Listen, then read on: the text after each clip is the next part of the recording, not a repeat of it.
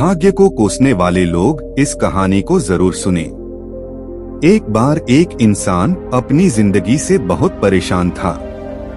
वह हर समय अपने आप को कोसता रहता था कि क्या जिंदगी मिली है, मुझे क्या जीवन दिया है।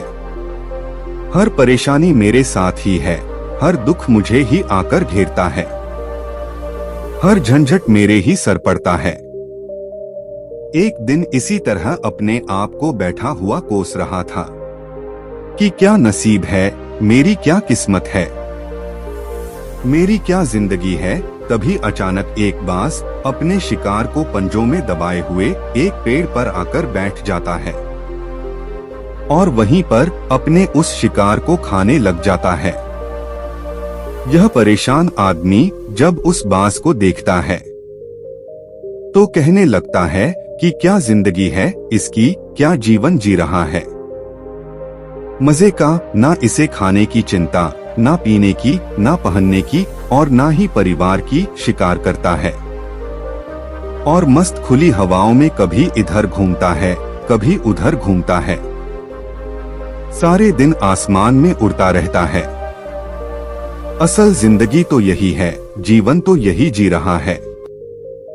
और फिर वह आसमान की तरफ देखकर जोर जोर से चिल्लाता है कि काश मैं भी एक बाज होता तो मुझे भी कोई दुख ना होता, मुझे भी कोई परेशानी नहीं होती। काश मैं भी एक बाज होता।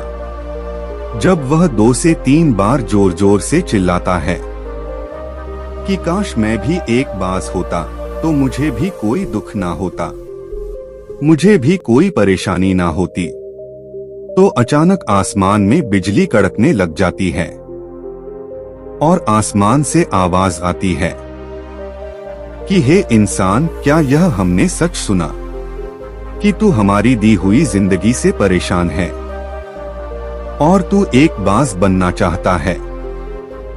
तो उस आकाशवाणी को सुनकर यह इंसान हैरान रह जाता है और आसमान की तरफ देखकर कहता है कि हाँ, मैं सच में अपनी इस जिंदगी से बहुत परेशान हूँ, क्योंकि हर परेशानी मेरे साथ ही है, हर दुख मुझे ही है, हर तकलीफ मेरे ही साथ है। तो आसमान से फिर आवाज आती है कि हे इंसान, एक बार फिर सोच ले, हमने तुझे बड़ी प्यारी जिंदगी दी है, लेकिन अगर फिर भी तू चाहता है तो हम तुझे बाज बना देंगे। लेकिन अगर एक बार हमने तुझे बाज बना दिया तो फिर हम तुझे बाज से इंसान दोबारा नहीं बनाएंगे। तो वह आदमी तुरंत जवाब देता है कि मैंने अच्छी तरह से सोच लिया है कि मुझे बाज ही बनना है और एक बार बाज बनने के बाद मैं दोबारा कभी नहीं कहूंगा कि मुझे इंसान बनना है। तभी ऊपर से आवाज आती है कि जैसे तुम्हारी इच्छा, और वह इंसान बाज बन जाता है। बाज बनते ही वह इंसान खुली हवाओं में उड़ने लगता है। कभी उड़ता हुआ इधर चला जाता है, कभी उड़ता हुआ उधर चला जाता है और सोचता है क्या मजे की जिंदगी है। असल जिंदगी तो यही है, ना कोई चिंता, ना कोई परेशानी, ना कोई डर। वह सारा दिन ऊंचे आसमान में उड़ता रहता है, 2 से 3 मिनट पंख मारता है, उसके बाद पंख मारना बंद कर देता है और लंबे समय तक हवाओं में तैरता रहता है। इसी तरह हवाओं में तैरते हुए शाम का समय नजदीक आ जाता है। तो वह सोचता है कि मेरे पास रहने का एक ठिकाना भी होना चाहिए, मेरा अपना एक घर होना चाहिए जहां मैं रात में आराम कर सकूं। तो यह सोचकर वह छोटी छोटी लकड़ियां इकट्ठा करने लग जाता है और एक ऊंचे पेड़ पर अपना घोंसला बनाने लग जाता है। एक एक लकड़ियां इकट्ठा करके वह अपने लिए एक सुंदर सा घोंसला तैयार कर लेता है और रात में उसी में सो जाता है और सोचता है सुबह उठकर शिकार भी करूंगा। और सुबह उठकर फिर से मौज मस्ती भी करेंगे। खुली हवाओं में उड़ेंगे। सुबह होते ही वह शिकार की तलाश में निकल पड़ता है। हवाओं में उड़ता रहता है। ऊपर से जाकर देखता है कि कहीं जमीन पर मुझे कोई शिकार नजर आए तो मैं तुरंत जाकर उसे दबोच लूं और वहीं पर खा लूं। लेकिन उसे कोई शिकार नजर नहीं आता। काफी समय बीत जाता है। वह लगातार ऊंचाई से शिकार को ढूंढता रहता है, लेकिन उसे कोई शिकार नहीं मिलता। फिर पास ही एक जंगल होता है। यह उस जंगल में चला जाता है, यह सोचकर कि शायद वहां कोई अच्छा सा शिकार मेरे हाथ आ जाएगा। यह जंगल के ऊपर उड़कर शिकार को ढूंढता रहता है। जंगल के अंदर जाकर भी शिकार को ढूंढता है, लेकिन इसे वहां भी कोई शिकार नहीं मिलता। शाम का समय नजदीक आ जाता है तो मायूस होकर वापस अपने घोंसले की तरफ लौट रहा होता है कि रास्ते पर थककर एक पेड़ के ऊपर बैठ जाता है। जब यह उस पेड़ के ऊपर बैठा होता है तो उसकी नजर एक बीमार चिड़िया पर पड़ती है, जो कि बुरी अवस्था में होती है। यह तुरंत जाकर उसे दबोच लेता है, उसके पंख निकालकर अलग कर देता है और उसे खा जाता है। उस चिड़िया को खाने के बाद वह अपने घोंसले की तरफ उड़ जाता है और रास्ते में सोचता है कि चलो बीमार चिड़िया ही सही, लेकिन कुछ तो खाने को मिला। वह अपने घोंसले पर पहुंचकर आराम करने लगता है और सोचता है सुबह एक अच्छा सा शिकार पकड़ूंगा और अपनी भूख मिटा लूंगा। जैसे ही सुबह का प्रकाश होता है, यह निकल पड़ता है अपने शिकार की तलाश में। हवा में उड़ता रहता है, लेकिन आज फिर कोई शिकार इसके हाथ नहीं आता। काफी समय बीत जाता है। यह ऊंचाइयों पर जाकर अपनी तेज नजरों से शिकार को ढूंढने की पूरी कोशिश करता है, लेकिन इसे कोई भी शिकार नजर नहीं आता। फिर यह पास के उस जंगल की तरफ चला जाता है, लेकिन इसे वहां भी कोई शिकार नहीं मिलता।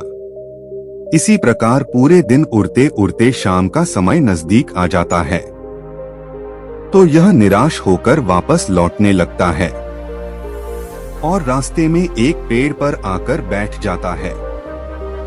सोचता है शायद आज फिर कोई बीमार चिड़िया मेरा इंतजार कर रही हो, लेकिन हर बार किस्मत मेहरबान थोड़ी ना होती है। आज इसे कोई बीमार चिड़िया नहीं मिलती। यह थक हार कर वापस अपने घोंसले की तरफ चल पड़ता है और घोंसले पर पहुंचकर भूखा प्यासा ही सो जाता है और सोचता है कल सुबह एक बड़ा सा शिकार पकड़ूंगा और आज की भूख भी मिटा लूंगा।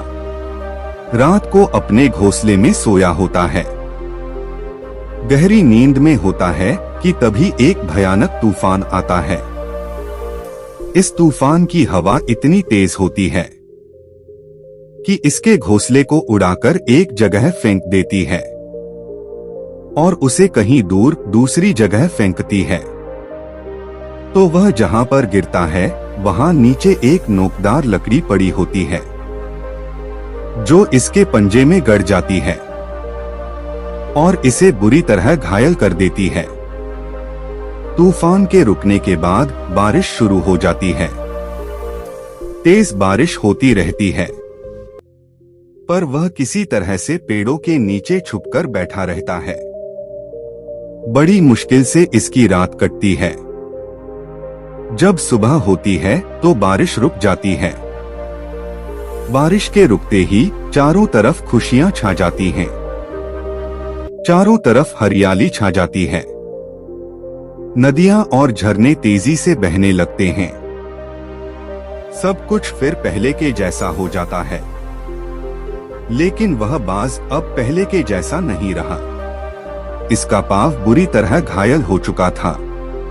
इसके पंजे में जो लकड़ी लगी थी उसकी वजह से इसका पंजा बुरी तरह से छत बिछत हो गया था।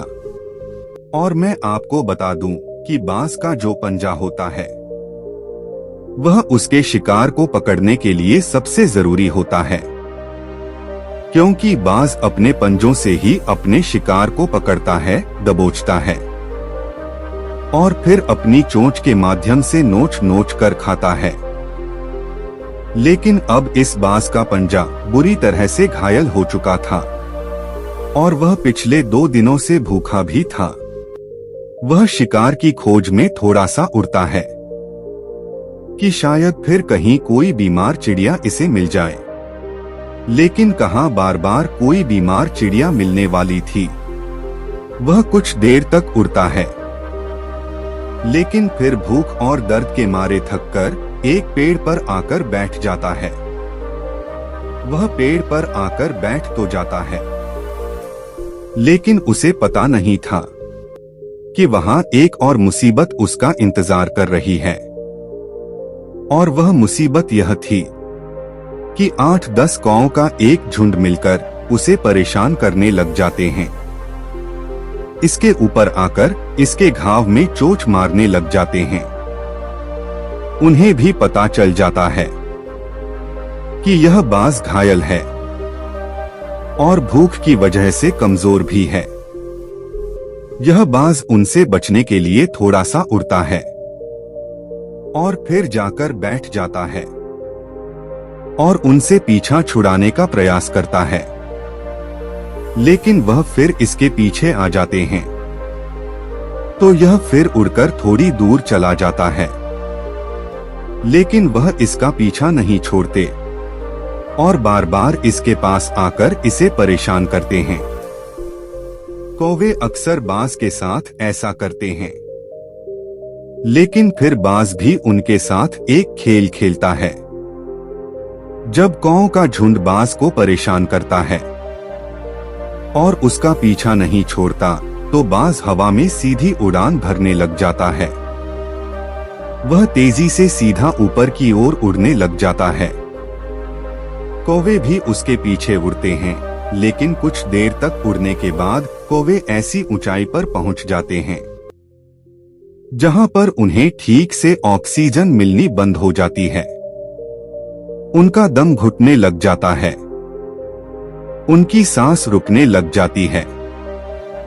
तो फिर वह वहां से ऊपर नहीं जा पाते, क्योंकि बाज तो बादलों से भी ऊपर उड़ सकता है।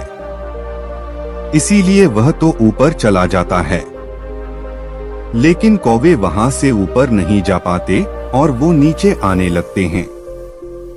तो इस तरीके से बाज उनसे अपना पीछा छुड़ा लेता है। लेकिन ऐसा करने के लिए, इतनी ऊंची उड़ान भरने के लिए उस बाज के पास उतनी ताकत नहीं थी, क्योंकि वह भूखा भी था और घायल भी था। तो वह उड़ता और थोड़ी सी दूर जाकर बैठ जाता और कौवे फिर आकर उसे परेशान करने लग जाते। इसी तरह भूख और घायल हालत में एक दिन गुजर जाता है, दूसरा दिन गुजर जाता है, तीसरा भी दिन गुजर जाता है, लेकिन उस बाज की हालत में कोई सुधार नहीं हो रहा था। वह ज्यादा से ज्यादा परेशान होता जा रहा था। चौथा दिन जब यह बिल्कुल खत्म होने पर आ जाता है, इसके अंदर बिल्कुल ताकत नहीं बचती और इसका शरीर इसका साथ छोड़ने लगता है। तो यह किसी तरीके से उड़कर पास ही इंसानों के एक हॉस्पिटल में आ जाता है। उसकी छत पर आकर बैठ जाता है और वहां से आने जाने वाले मरीजों को देखता है और अपने आप से कहता है कि काश आज मैं एक इंसान होता तो ऐसे छोटे मोटे जख्मों का हॉस्पिटल से इलाज करवा लेता, या किसी को बता देता कि मैं भूखा हूँ, परेशान हूँ, मेरे साथ यह परेशानी है। लेकिन आज मैं एक ऐसा बेजुबान परिंदा हूँ जो किसी से कुछ नहीं कह सकता, किसी को अपना दुख नहीं बता सकता, किसी से कोई मदद नहीं मांग सकता, यही बात सोचकर वह उसी छत पे अपना दम तोड़ देता है। वह अपनी जान की कुर्बानी तो दे जाता है, लेकिन साथ ही साथ हमें यह सीख भी दे जाता है कि आपको जैसा बनाया गया है, आप जैसे भी हो उसी में खुश रहो और उसी में बेहतर करने की कोशिश करते रहो, ना कि इस बात से परेशान रहो कि काश मैं ऐसा होता, काश मैं वैसा होता, काश मैं यह बन जाऊं। आपको जैसा भी बनाया गया है, आप उसी में अपना सर्वश्रेष्ठ करने का प्रयास करते रहो।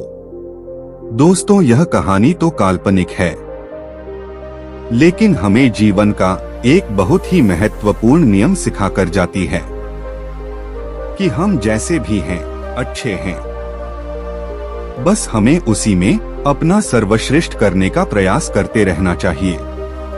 अगर आपको इस कहानी से कुछ सीखने को मिला हो तो वीडियो को एक लाइक जरूर से कर दें और ऐसी ही इंस्पिरेशन कहानी सुनने के लिए हमारे चैनल बुद्ध ज्ञान को सब्सक्राइब जरूर करें। नमो बुद्धाय नमः।